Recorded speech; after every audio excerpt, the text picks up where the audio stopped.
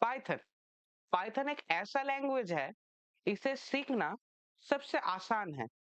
क्यों? क्योंकि ये हमारे नॉर्मल इंग्लिश के जैसा ही होता है। इसे बनाया किसने है? 1991 में गुइदो वान रॉसम ने।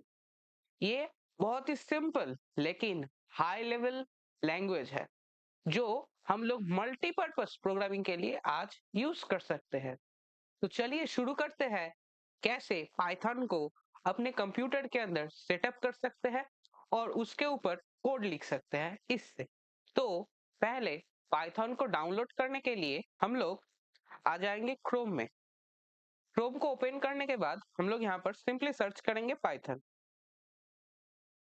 बहुत लोग यहाँ से पाइथन को डाउनलोड ना करके कहीं और से डाउनलोड करते हैं, लेकिन मैं पर्सनली कहूंगा कि यहाँ से पाइथन को डाउनलोड करना आसान भी होगा और ये एकदम लेटेस्ट और सबसे काम का भी होगा। तो चलिए यहाँ पर सिर्फ यहाँ पर एक क्लिक करना है और हमारा डाउनलोड शुरू हो जाएगा। तो थोड़ा सा वेट कर लेते हैं।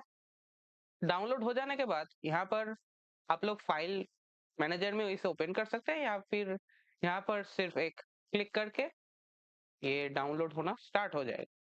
तो मेरा ऑलरेडी डाउनलोडेड है, लेकिन मैं एक और चीज दिखा देता हूँ आप लोगों को। यहाँ पर ठीक यहाँ पर दो चेक बॉक्सेस आएंगे। उन चेक बॉक्सेस को आप लोगों को टिक करना ही होगा। अगर आप लोग वो टिक नहीं करेंगे तो पाइथन ठीक तरीके से सेटअप नहीं होगा। कैसे, मैं वो भी बता देता हूँ। जिन लोगों ने सी प्रोग्रामिंग पहले किया है VS कोड के अंदर, उन लोगों को पता होगा कि हम लोगों को एक और चीज डिफाइन करना पड़ता है। MinGW डाउनलोड होने के बाद हमें उसके बिन फोल्डर के अंदर जाना पड़ता है और बिन फोल्डर के जो पाथ है उसे कॉपी करके हमें एनवायरमेंटल वेरिएबल्स उसके अंदर डालना पड़ता है। तो एनवायरमेंटल वेरिएबल्स यहाँ पर ओपन कर लेते हैं। ठीक है, यहाँ पर जो एनवायरमेंटल वेरिएबल्स है इसे क्लिक करना पड़ेगा। यहाँ पर ऊपर वाला जो बॉक्स है उसके अंदर जो पाथ होता है उसके ऊपर क्लिक कीजिए, फिर एडिट। यहाँ पर अगर आप गौर से देखें तो यहाँ पर बहुत सारे चीजें होगा, बहुत सारी चीजें, लेकिन यहाँ पर आपको पाइथन भी दिख जाएगा। इसका मतलब हमारा जो पाइथन का प्रोग्राम्स है वो काम करेगा।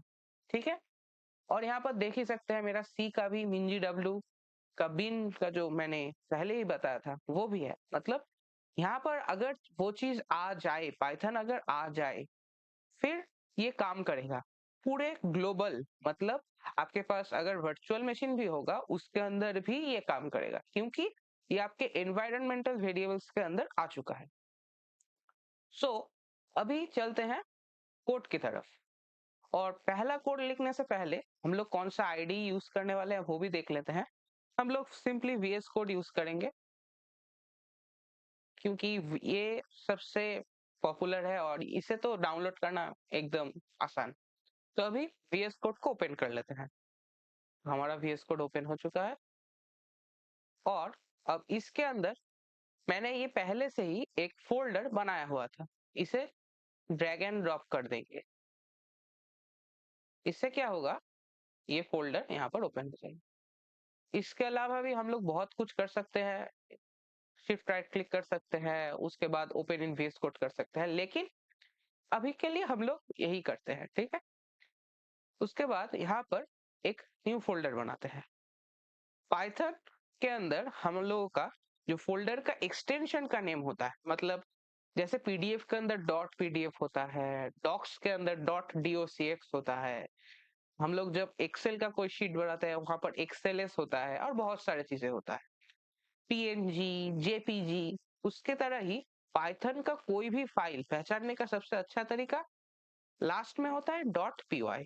ये हमारे लिए भी आसान होता है और कंप्यूटर के लिए भी, मतलब कंपाइलर के लिए भी बहुत आसान होता है। और हम लोग जो स्टैंडर्ड प्रैक्टिस है वो क्या है वो भी बता देते हैं। स्टैंडर्ड प्रैक्टिस के अंदर हम लोग हर वक्त main.py नाम रखते हैं और इसके बाद हम लोग अपना कोड लिखेंगे, लेकिन उससे पहले आप लोगों को थोड़ा बहुत मैं एक एक्सटेंशन बता देता हूँ। यहाँ पर एक्सटेंशन में आने के बाद आप लोग सर्च करें कोड रनर। उसके बाद ये जो दोनों में से कोई भी एक डाउनलोड कर लीजिएगा, दोनों एक ही है, पता नहीं क्यों दो दिखा रहा है, लेकिन हाँ एक ही है। इसे डाउनलोड कर लीजिएगा, इससे रन करना बहुत आसान हो जाता है, बहुत। ठीक है, उसके बाद हम लोग वापस आ जाते हैं और यहाँ पर हमारा पहला कोड लिखते हैं। मैं थोड़ा जूम कर लेता हूँ, ठीक है। तो ये बहुत इजी लैंग्वेज है, मैंने पहले ही कहा था कि नॉर्मल इंग्लिश के जैसा ही इसका सिंटेक्स होता है, कोई अता पता नहीं है। सी के जैसा बहुत सारा कुछ लिखना पड़ेगा सिर्फ एक लाइन प्रिंट करने के लिए, वैसा नहीं है। ये बहुत इजी है और बहुत सिंपल है। तो हम लोग जो हमारा थंब रूल होता है कोडिंग के अंदर पहला कोड का, वो है हेलो वर्ल्ड। तो हेलो वर्ल्ड प्रिंट करते हैं।